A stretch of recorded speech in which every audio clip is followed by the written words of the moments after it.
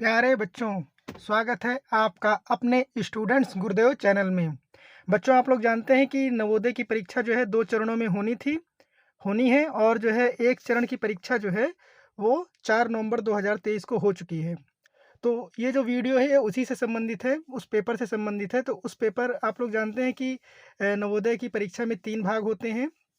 पहला भाग होता है मानसिक योग्यता परीक्षण का, जिसमें कि 40 प्रश्न होते हैं, 1 से 40।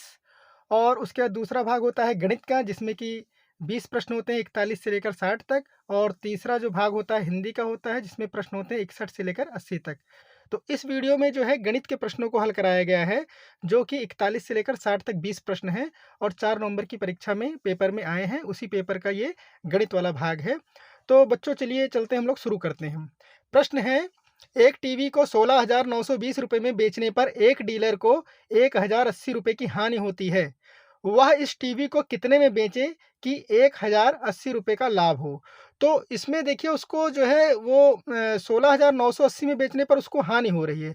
तो पहले उस हानि को पूरा करने के लिए हम लोग जो उसका वास्तविक टीवी का मूल्य है, उसको जो है वास्तविक मूल्य को प्राप्त करने के लिए हम उसमें पहले 16,920 में 1,080 रुपये जोड़ देंगे। जैसे कि ये देखिए, इसमें हल भी मैंने इसमें किया हुआ है कि 16,920 में हमने 1,080 रुपये जोड़ दिया, तो ये कितना हो गया? ये 18,000 रुपये का। 18,000 रुपया जो है वो उसका वास्तविक मूल्य है टीवी का।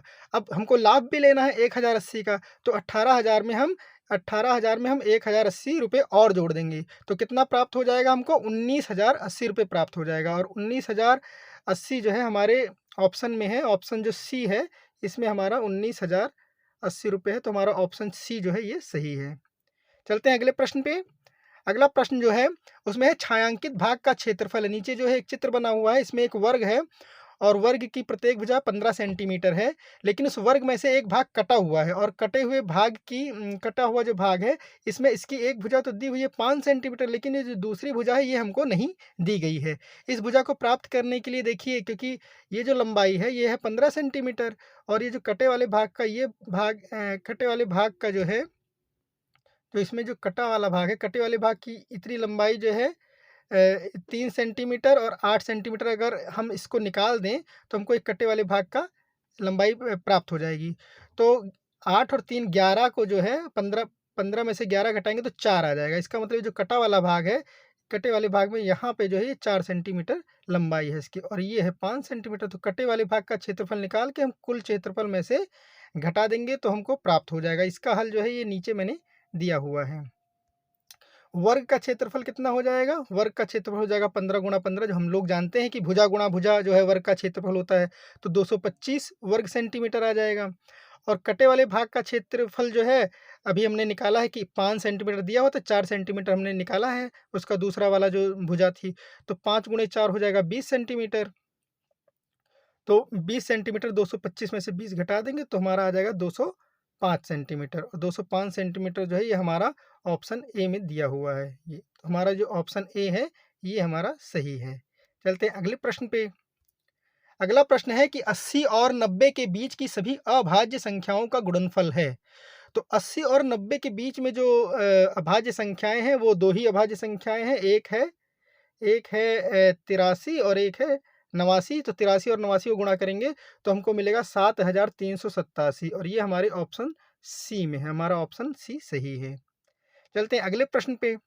अगला प्रश्न है कि 1.3 मीटर भुजा वाली 4 वर्गाकार मेजों को किनारे से किनारा मिलाकर इस प्रकार रखा कि एक बड़ी आयताकार मेज प्राप्त हुई। इस बड़ी मेज का परिमाप है। तो देखिए, जो जो मेज है 1.3 सेंटीमीटर भुजा वाली, वो इस प्रकार से जो है वो 4 मेजों को सटाकर रखा गया है। इस प्रकार से 4 मेजों को सटाकर जो है वो रख दिया गया है।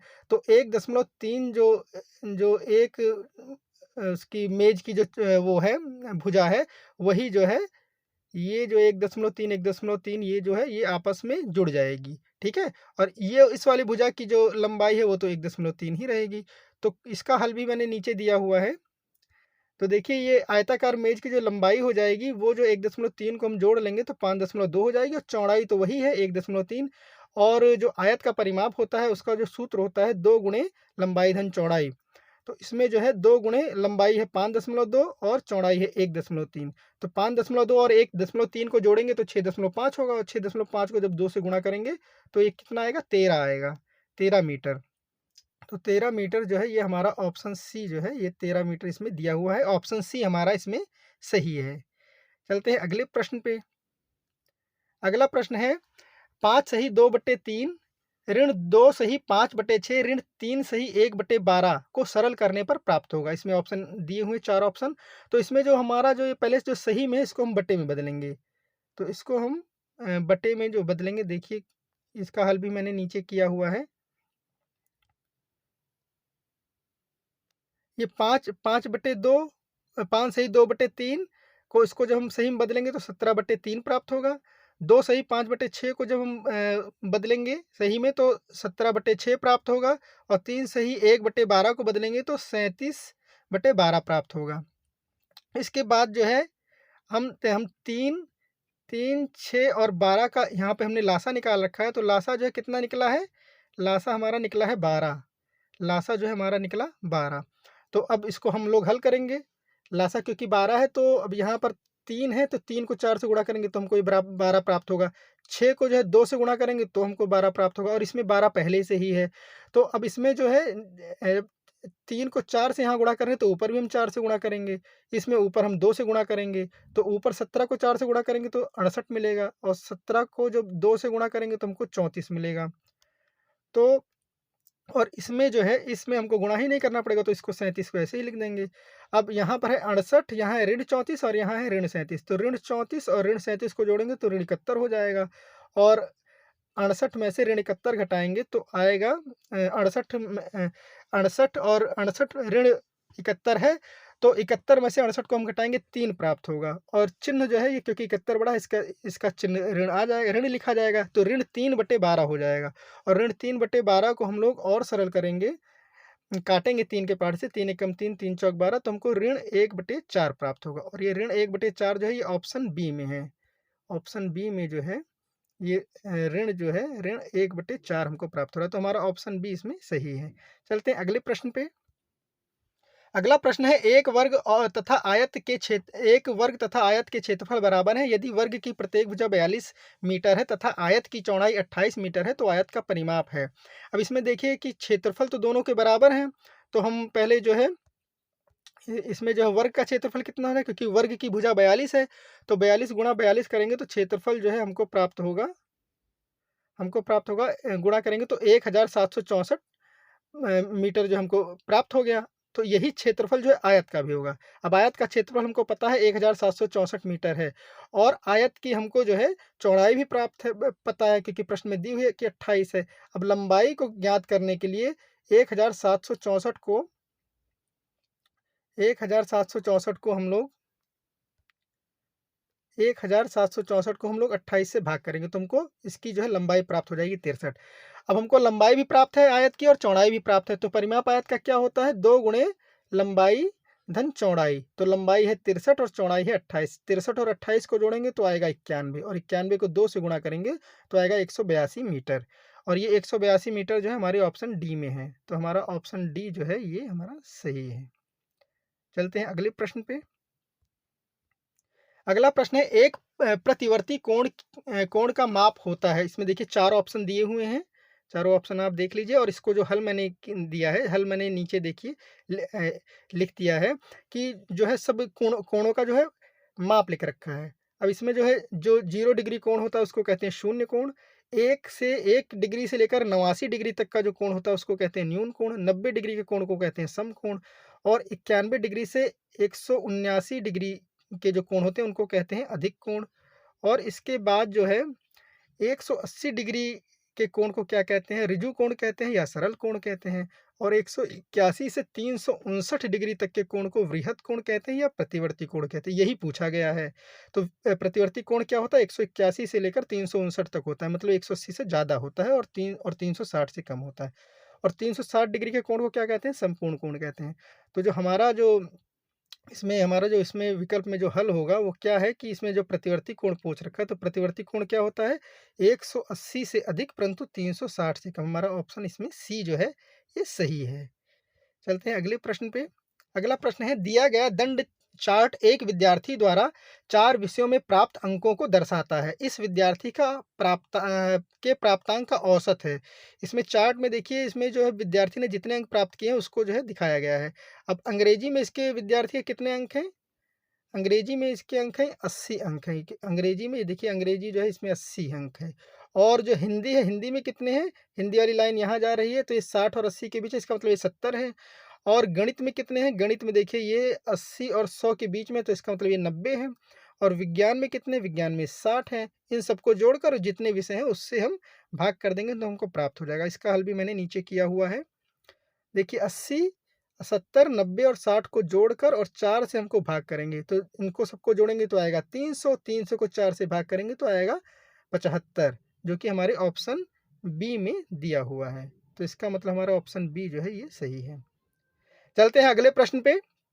अगला प्रश्न है, संख्या 7/13 को 25/26 में से घटाने पर प्राप्त होता है। ये देखिए 4 विकल्प दिए हैं, तो इसमें करना क्या है कि 25/26 में से 7/13 घटाना है। इसका हल जो है मैंने नीचे किया हुआ है।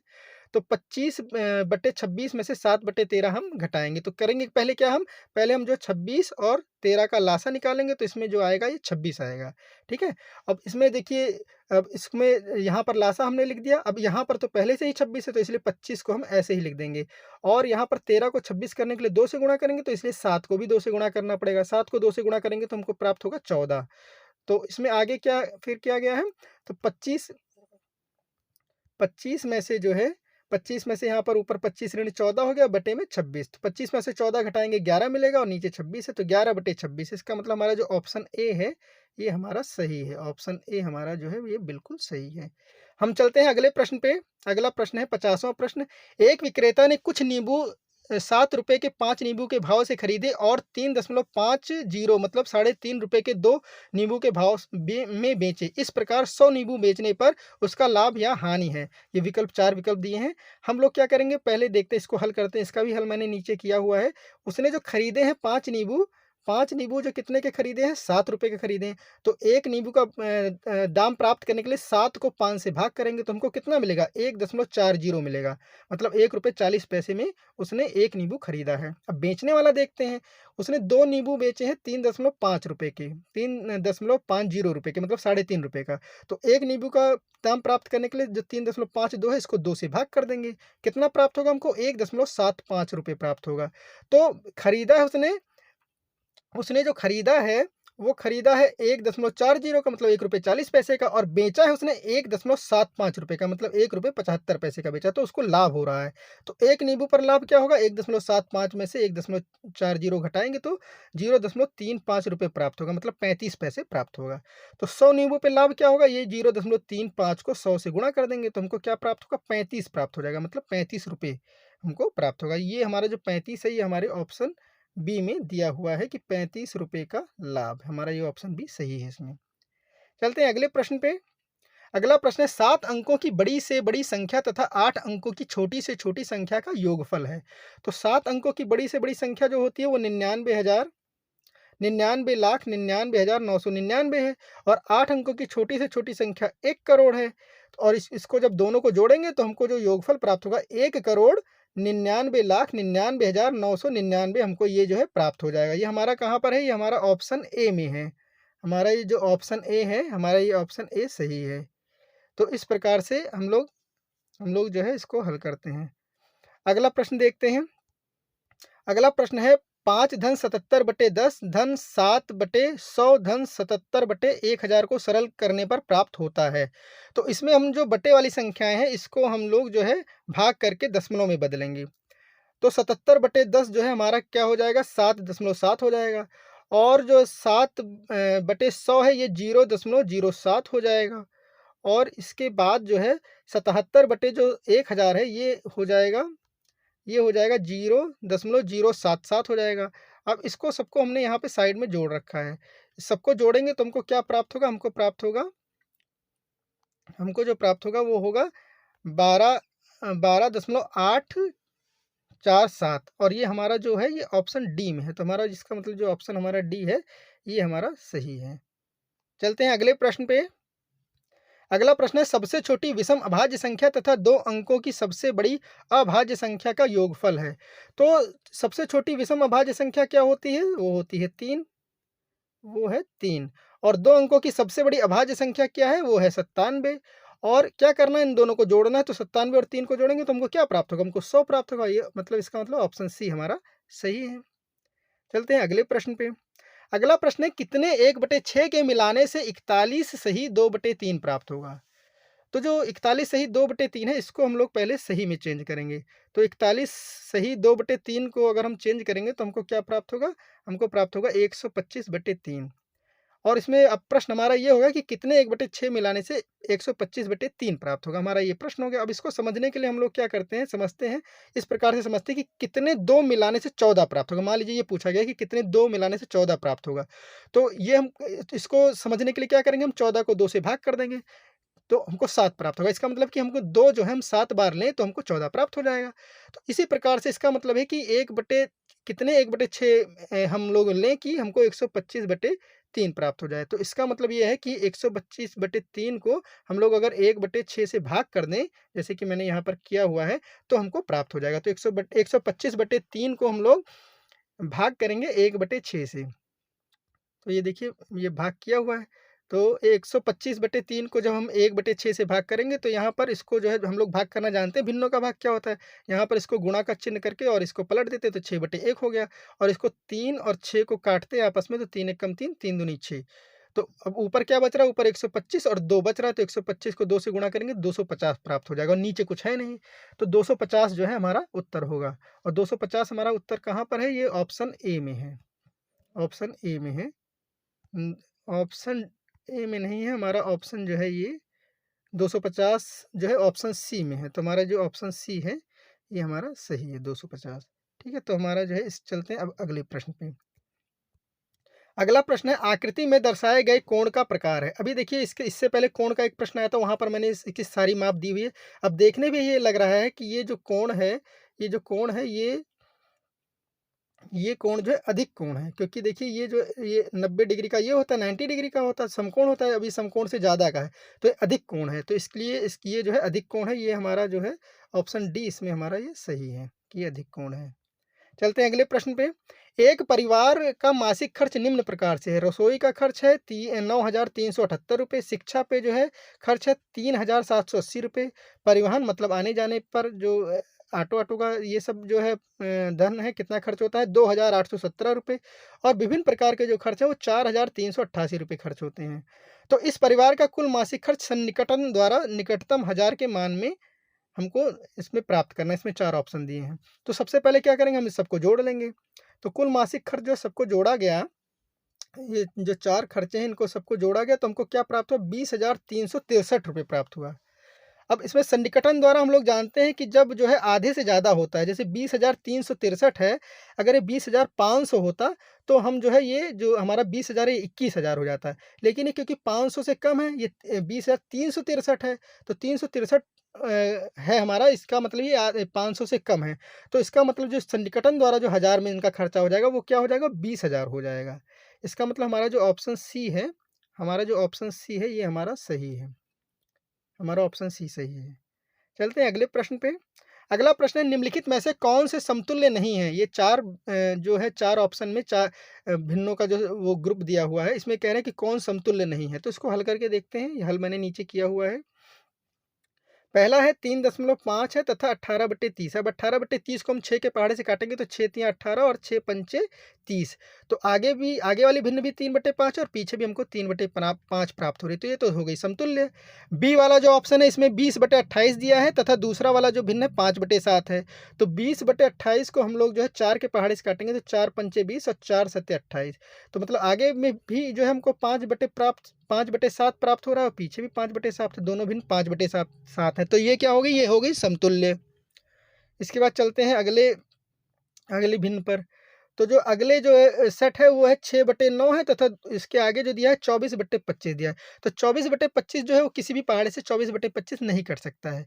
तो ये दोनों जो भिन्न हैं ये समतुल्य नहीं है, ऑप्शन सी।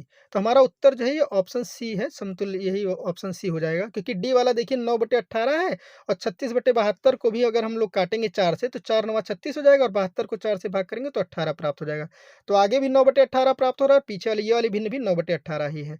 इसका मतलब जो ऑप्शन सी है ये समतुल्य भिन्न नहीं है। तो हमारा जो उत्तर हो जाएगा ये हो जाएगा, और ये विकल्प हमारा सी। चलते हैं अगले प्रश्न पे, 58वां जो प्रश्न है। इसमें दिया है 5.50, 0.05, 0.55, 0.005, 5.0005 का बढ़ता हुआ आरोही क्रम है। तो इसमें तो सबसे पहले देखिए, आसान करने के लिए इसमें जो है हम लोग सबसे पहले दशमलव हटा देंगे। तो दशमलव हटाने के लिए देखिए सबसे ज़्यादा दशमलव के जो अंक हैं इसमें हैं। इसमें जो 5.0005 है, मतलब दशमलव के 5 अंक जो हैं वो दशमलव के दाहिनी ओर 5 अंक हैं, अरे 4 अंक हैं। तो इसका मतलब जो है 4 जीरो वाली जो संख्या होती है, 4 जीरो वाली जो संख्या होती है हमारी होती है 10,000। तो 10,000 से हम जितने भी दशमलव वाली संख्याएँ हैं सबको 10,000 से हम गुणा कर देंगे। तो हमको 5.50 को करेंगे तो ये 55,000 प्राप्त हो जाएगा। इसके नीचे वाले को गुणा करेंगे 10,000 से तो हमको 500 प्राप्त हो जाएगा। और ये 0.55 को गुणा करेंगे तो 5,500 प्राप्त हो जाएगा। और 0.005 को गुणा करेंगे तो 50 प्राप्त हो जाएगा। और सबसे नीचे 5.0005 को अगर हम 10,000 से गुणा करेंगे तो 50,005 प्राप्त हो जाएगा।